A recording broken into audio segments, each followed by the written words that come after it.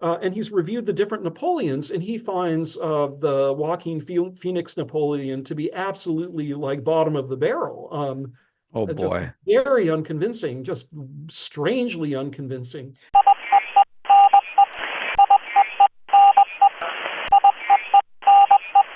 Dr. Blaufarb, in your opinion, why are the French so upset about the recent film Napoleon? And you mentioned Joaquin Phoenix in the earlier episodes as well, earlier segments as well. Well, I've looked at some of the reactions by my colleagues, by my French historian friends, and there seem to be two schools of thought. Um, the most vocal criticism is that the portrayal of Napoleon and his doings is anti-French. It really does not paint Napoleon in a particularly favorable light.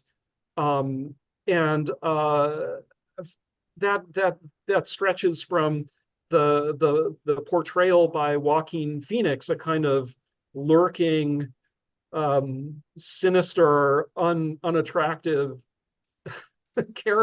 character with like no real charisma or brilliance or much of anything, um, to the absences in the film. There's no mention of any of Napoleon's accomplishments, such as ending the French Revolution, preserving equality, Yeah. building lasting institutions based on equality, and laying the groundwork for France's 19th century prosperity. Things like that aren't even mentioned. And so some of my colleagues find the film to be a typically anti-French, English produced work. I love it. You know, the way you set up their point of view, it does make the film look one-sided. Yeah. But you know, there is another school of thought, and Uh-huh. this is the one that I subscribe to. I've heard it most articulately advanced by the dean of Napoleonic studies, a really eminent scholar, Jean Toulard. Toulard is interesting because not only is he the leading historian of Napoleon in the world, but also he is an extremely accomplished film historian. Oh, wow. Okay. Yes, and so he has all of the qualifications. And interestingly, his criticism doesn't doesn't really he doesn't really get too upset about the supposed anti-French message of the film. He just thinks it's a terrible film. He thinks that the script is awful. I think it's a terrible script. The script is awful, and the casting is abysmal, because the acting is terrible. So So you presumably, say you think so you share his opinion? absolutely. And interesting, he has gone.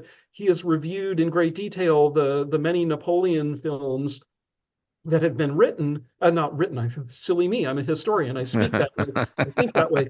The many films that have been produced about Napoleon, and he's reviewed the different Napoleons, and he finds the Joaquin Phoenix Napoleon to be absolutely like bottom of the barrel. Oh Just boy. very unconvincing, just strangely unconvincing. It's got Um, low reviews as well and Rotten Tomatoes and all of that. Yeah. Unfortunately for Napoleonic scholars like myself, we were hoping for a kind of windfall of interest in students, but oh well. Yeah. Uh, Not that it matters, but I have to share this. I couldn't get anyone to go see the film with me. So they're like, no, it's got low reviews.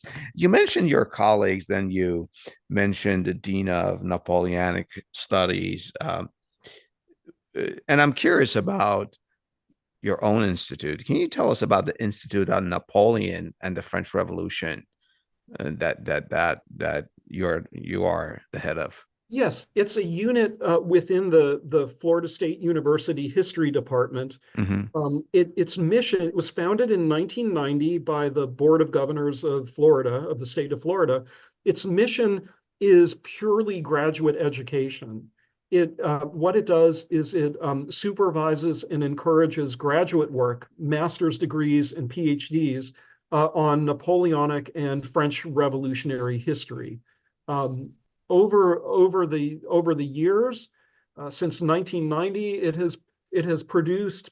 I hate to use that word when talking about students, human beings, but it has Yeah. produced something like 50 master's degrees and maybe 50 or more doctoral degrees, and its alumni teach all over the United States. How did this focus on Napoleonic studies uh, develop in Florida State University? Well, what happened was one of the members of the history department, Dr. Don Horward, recently deceased. Dr. Don Horward was just a member of the faculty of the history department, but he was extremely passionate about Napoleon, and he was an extremely gifted, persuasive, charismatic organizer, as well as a fantastic teacher and lecturer. Yeah. And he had a kind of force of character and the personality means to achieve his vision. And his vision was to set up a center of Napoleonic studies, his passion at the university where he taught. And by dint of will and charisma and a whole lot of effort, many hundreds of letters and meetings with people, he finally managed to get this institute set up. It's very hard to get anything set up in a university. They are very slow Oh, moving I know. bureaucracies, but Horward managed to do this. And I am fortunate to have inherited the directorship of the institute he created. I'm its second director. He Yeah. was the first for many years, and it's a fantastic, unique institution. It is literally the only institute in the United States where you can specifically get a graduate degree in Napoleonic and Revolutionary studies. I know when I was researching a guest for this program, and you're the top person that I thought of, and I'm very delighted that you joined our program. I literally noticed that this is the only institution of its kind in the United States, and that fascinated me. Hence my question: Is there a museum attached to this institute? Initially, there were all kinds of plans for museums and whatnot, but that never happened, which in some ways is a good thing because Why?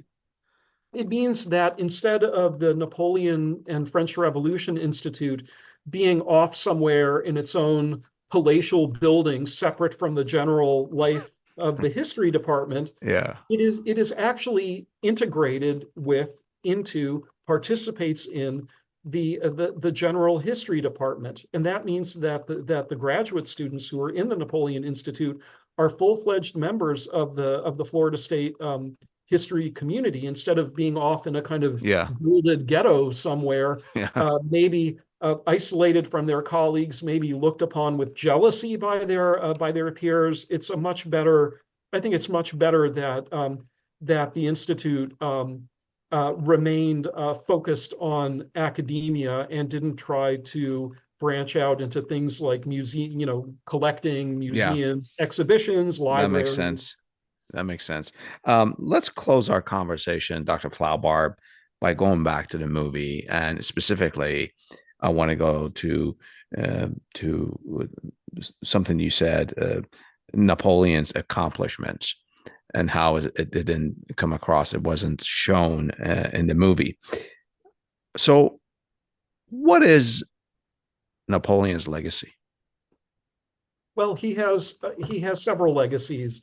The main one, the reason why there's a movie at all about Napoleon, in fact, the reason why there's so many movies about Napoleon, is his reputation. He forged a lasting reputation, a lasting image that was really quite unique, a kind of the image of a self-made hero who rose from nothing to the greatest heights of power, glory, and brilliance.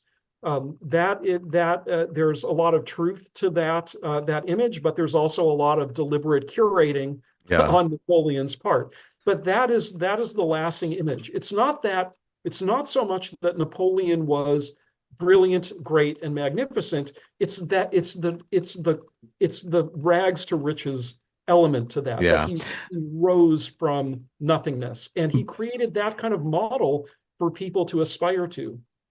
But that nothingness, that could be his propaganda, because as I understand it, his family was relatively well off in Corsica, right?